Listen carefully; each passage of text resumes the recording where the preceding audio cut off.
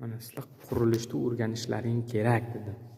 Hozir isbotlab beray shuni. Mana qarang. Hurmatli O'zbekistonlik quruvchilar, mana qarang. Mana sinfxona. Bitta sinfxonaga kirganingizda mana qarang.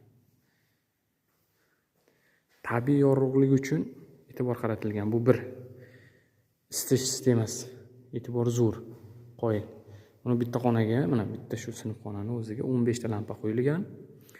3 tasi avariyaviy, ya'ni favqulodda holatlar uchun, 12 tasi doimiy ishlab turadigan lampalar. O'chirib yoqasiz выключательdan nima? O'zib ulagich, o'zbekchasi adashmasam. Mana qarang. Qo'l yuvadigan joyga e'tibor qaratilgan. Ana yerda internet kabellari bor. Televizor uchun kabeli bor. Mana interaktiv doskalar uchun ikkita yonida mana o'zining maxsus kabeli bo'ladi. Shularni o'zimiz tashlayapmiz, ko'ryapmiz. Mana razvedkasi doskani ishlashi uchun. Mana выключатель, mana выключательda mana lampa ikkita alohida yonib o'chadi. И plus mana bu yerda bor. Razvedkasi bor. Mana bu yerda razvedkasi bo'ladi. Nima uchun? O'qituvchini stoliga bunday kompyuter jihozi qo'yiladi. Mana internetni keyin toki hammasi kelishini ta'minlaydi. Hali tashalmagan kabellar bor-da buning ichida. Shunday keladi. Internet ham ishlaydi, keyin knopkasi bor.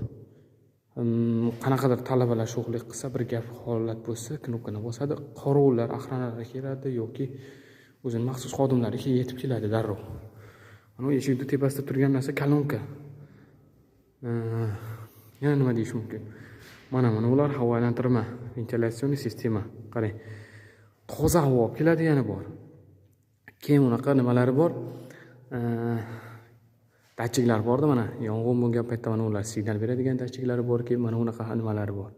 Datchiklari bor. U yerda misol uchun bu xonalarda namlikni, quruqlikni, kislorod qanchalik kam qolganligigacha tekshiradigan datchiklari bor-da. O'shanga qarab mana ularga buyruq beradi. Bular toza havo olib keladi, salqin havo olib keladigani bor. Keyin issiq havo olib keladigani bor. O'shanga hali sezoniga qarab, nimasiga qarab almashib, mana u hamma narsa avtomatik bo'ladi. Nima datchiklar buyruqni beradi, mana u havolantirmalar olib keladi. Xonada nam havo yetishmayaptimi?